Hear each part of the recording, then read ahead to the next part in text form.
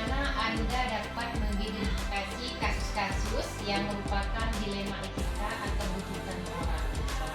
Ya. Alhamdulillah hari ini saya diwawancarai oleh guru penggerak yang ada di SD Negeri Putri. Saya akan menjawab pertanyaan satu persatu menurut pikiran saya yang ada di sekolah ini dan berdasarkan pengalaman saya.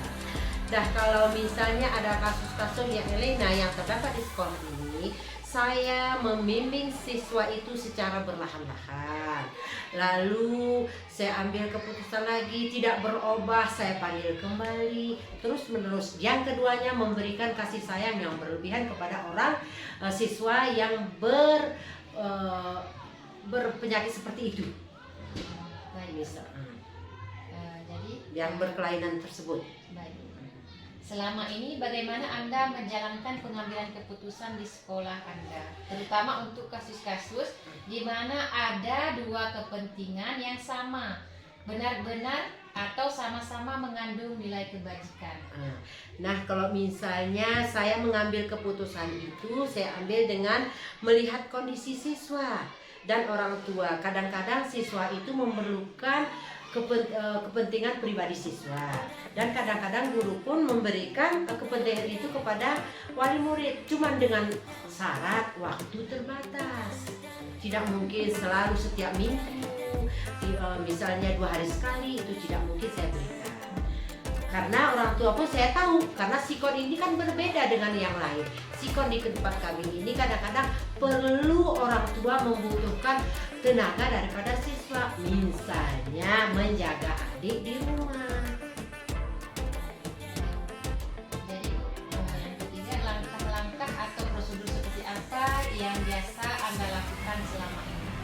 Pertama, kita memberikan kesepakatan kepada siswa untuk mengikuti kepentingan orang tua. Yang kedua, meminta izin. Yang ketiga, memberikan sebuah surat untuk tanda bukti bahwa siswa itu dibawa ke rumah untuk kepentingan orang tua. Jadi hal-hal apa saja yang selama ini Anda anggap efektif dalam pengambilan keputusan pada kasus-kasus dilema etika dari sekolah? Misalnya hal-hal, ada 3 hal. Terutama satu, membuat peraturan ketertiban sekolah. Yang kedua, membuat kesepakatan bersama wali murid. Itu pun di mana kita laksanakan kesepakatan itu, misalnya di akhir tahun. Karena kesepakatan itu apabila tidak kita buat bersama wali murid itu seakan-akan kalau gurunya memberikan peraturan itu, wali murid membantah. Maka kesepakatan itu harus kita sama-sama kita buat. Contohnya kita panggil komite dan guru dan stakeholder yang ada di sekolah. Yang ketiganya, memberikan pengarahan kepada siswa di setiap hari Senin. Karena peraturan ini tidak dibuat berdasarkan kehendak kepala sekolah. Peraturan ini tidak dibuat oleh seorang guru. Ya, peraturan ini dibuat berdasarkan peraturan pemerintah, berdasarkan undang-undang dan Pancasila. Jadi apakah dalam menyelesaikan kasus-kasus itu ada membuat sebuah jadwal tertentu atau bisa dilakukan atau secara langsung dilakukan? Misalnya saya lihat kasus itu kalau bertubi-tubi, berarti saya menyelesaikan kasus secara berjadwal. Kadang-kadang siswa itu membuat kasus seperti tidak bertubi-tubi, hanya sekali, berarti langsung saya selesaikan masalahnya di tempat. Kalau misalnya kasus itu bawa ke para wali murid, karena wali murid di sini tidak sama dengan yang kota yang lain. Kita berdasarkan lingkungan, sebahagian wali murid menanggapi apa yang dilaporkan oleh siswanya, dia menanggapi, dia datang ke sekolah. Maka kasus itu saya tangani secara berjadwal. Mungkin saya tidak ada di sekolah, bahkan saya tunda besoknya. Dan kasus itu karena mungkin berat, itu harus berjadwal. Contoh perkelahian yang berlebihan, atau memukul di sekolah, melempar coret-coret dinding, menebang-nebang pohon yang ada di sekolah, itu kan saya anggap kasusnya berat. Karena itu kan semua peliharaan sekolah, itu saya tangani secara berjadwal dengan wali murid tersebut. Baik, jadi dalam menyelesaikan kasus tersebut, apakah ada seseorang atau faktor-faktor yang dapat mempermudah ibu melakukan keputusan ini? Ada. Saya pun kalau mengambil keputusan tersebut tidak boleh dengan sendiri-sendiri. Terutama sekali saya panggil stakeholder yang ada di sekolah, contohnya pemimpin dan orang-orang yang peduli terhadap sekolah ini, termasuk perangkat-perangkat desanya yang ada di lingkungan sekolah. Baik. Jadi kita tadi sudah saya tadi sudah bicara ibu. Ya. Jadi setelah ibu paparkan Ya. sesuai yang ibu inginkan, sesuai kondisi sekolah ibu, pembelajaran apa yang dapat anda petik dalam atau setelah menangani kasus-kasus dilema ini? Saya sudah memikirkan ke depannya. Kalau dengan adanya kasus-kasus itu saya tingkatkan, saya berikan motivasi, dan kejadian itu saya tangani. Pemikiran saya, kita bisa meningkatkan kedisiplinan, terutama sekali meningkatkan ketakwaan terhadap Allah Subhanahu wa Ta'ala, yang kita bisa meningkatkan kejujurannya, kita bisa meningkatkan kehadirannya, belajar tepat pada waktu. Mungkin dengan adanya saya memberikan motivasi yang lain, mungkin bisa berubah tingkah laku, kedisiplinan, kejujurannya. Itu. Ya, baik Bu. Terima kasih. Baik Pak, saya akan mewawancarai Bapak. Kira-kira Pak, ada nggak kasus di sekolah Bapak yang selama ini menjadi dilema ITK Pak? Ada Bu, yaitu kasus pertama kali tempat sekolah kami adalah kasus merokok Bu. Oh, baik Pak. Ada kasus Pak ya, kasus Iya. rokok. Jadi Pak, bagaimana Bapak menjalankan pengambilan keputusan di sekolah SD Seni Antara yang sama-sama mengandung nilai benar dan suatu kebajikan? Ya, bagi saya pribadi Bu, yang mengambil jalan yang terbaik dan yang lebih baik adalah memanggil kedua orang tua di murid di sekolah. Jadi membuat satu keputusan itu adalah harus kerjasama. Jadi Pak, langkah-langkah prosedur seperti apa yang Bapak lakukan untuk mengambil keputusan pada kasus siswa merokok Pak? Ya, saya pribadi Bu, mengambil langkah-langkah tersebut adalah memanggil kedua orang tua wali murid, Ya. jadi membuat surat perjanjian agar jangan terulang ke depannya lagi Bu.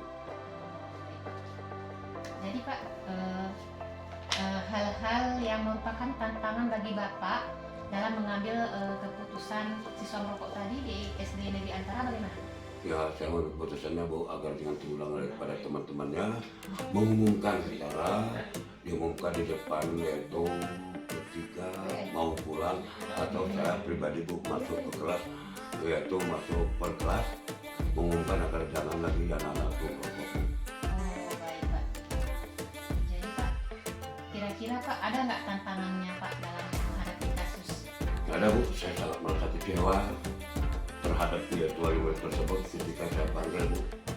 Seakan-akan mereka tuh membiarkan anaknya merokok, jadi sehingga dia kadang-kadang tidak suka ataupun kurang menerima lah keputusan yang kami buat tersebut. Jadi Pak, kira-kira ada nggak Pak jadwal tertentu Bapak menyelesaikan kasus siswa merokok ini? Ada jadwalnya? Oh ya, itu artinya kalau jadwal itu sudah ada Bu, kadang-kadang itu jarang terjadi, dia juga terjadi. Karena itu yang saya terduga, karena anak-anak itu bukannya ada rencana, bukannya ada niat, tapi ada kesempatan. Bisa langsung Pak ya. Jadi Pak, dari semua hal yang telah Bapak sampaikan tadi, kira-kira Pak, pengalaman Bapak yang setelah mengambil keputusan dilema etika di sekolah Bapak bagaimana? Pengalaman. Ya, pengalaman saya Bu, saya merasa kecewa terhadap orang tua murid Bu, karena dengan keputusan yang kami buat bersama, artinya dia kurang merespon dan kurang menerima Bu tentang yaitu kira-kira anaknya itu dilarang merokok gitulah, jadi dia agak merasa kecewa apabila anaknya itu dibilang merokok Bu, gitu kira-kira. Mungkin satu sisi di rumah dia membiarkan juga anaknya merokok, tapi kalau di sekolah saya pribadi itu saya panggil dia agar jangan terus lagi merokok tersebut ke depannya, karena itu bukan contoh yang tidak baik kepada teman-temannya. Itu pengalaman saya Bu ya. Baik Pak, misalnya keputusan Bapak yang Bapak ambil tentang siswa merokok tadi, kira-kira Pak dengan menyangkut nilai tadi, siswa tertentu itu ada nggak pengaruhnya tentang nilai dirapotnya pernah dia kelakuan yang tidak baik, jadi kita buat hukum itu ada kita buat baik Pak? Ada Iya, nggak? kalau masalah itu Bu, kalau ini kan nggak bisa kita hukum Bu. Artinya saya Bu pribadi selaku institusi sekolah mendekati anak agar untuk ulang lagi perbuatan tersebut, dan saya memberikan pelajaran kepada anak itu untuk main bola, main bulu tangkis agar dia lagi nggak merokok begitu lah kira-kira. Baik. Terima kasih Pak atas waktunya mau wawancara bersama saya Pak. Jadi Pak terima kasih sekali lagi Pak ya. Mudah-mudahan Pak kedepannya saya bisa menerapkannya seperti Bapak ya Pak. Assalamualaikum warahmatullahi wabarakatuh. Jadi juga saya kesini ada sedikit mewawancarai Ibu tentang bagaimana Ibu mengambil keputusan dilema kita kasus di sekolah ini. Baik Bu, saya akan meminta Ibu selama ini bagaimana Anda dapat mengidentifikasi kasus-kasus yang merupakan dilema etika atau rujukan moral. Dengan cara melihat langsung, ya, dengan cara melihat langsung permasalahannya dan apa yang terjadi pada murid dan wali murid. Jadi Bu, selama ini bagaimana Anda menjalankan pengambilan keputusan di sekolah, terutama kasus-kasus yang dilema etika yang menurut Ibu ada baik Bu, selama ini bagaimana Anda menjalankan atau mengambil keputusan di sekolah Ibu dengan mempertimbangkan kasus dilema sama-sama mengandung nilai kebaikan. Dengan cara bermusyawarah dengan para guru, seluruh dewan guru, murid dan wali murid. Kemudian langkah-langkah atau prosedur seperti apa yang Ibu jalankan selama ini di SD? Langkahnya yaitu sudah memiliki data sehingga keputusan yang diambil sudah dijalankan dengan baik. Data itu dari mana Pak? Dilihat secara langsung ke dunia kan. Kemudian hal apa saja selama ini yang menjadi tantangan Ibu dalam mengambil keputusan? Tantangannya yaitu ada wali murid yang kurang mendukung, kurang perhatian terhadap anaknya. Seperti itu Bu, ya. Ya. Kemudian Bu, apakah Ibu dalam mengambil keputusan itu ada tata cara jadwal Bu, atau tidak? Ada. Saya mengobservasi dan melihat absen di luar kelas.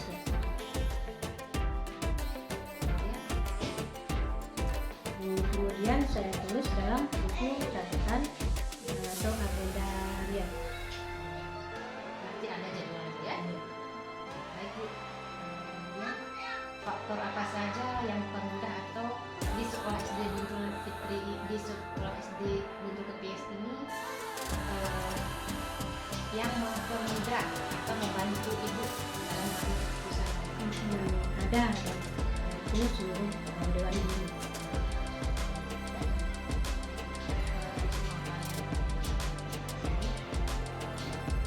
Pembelajaran apa kira-kira yang Ibu petik atau pengalaman dalam mengambil keputusan di masa ini? Dengan cara mengambil keputusan yang diambil sudah bisa dijalankan dengan baik.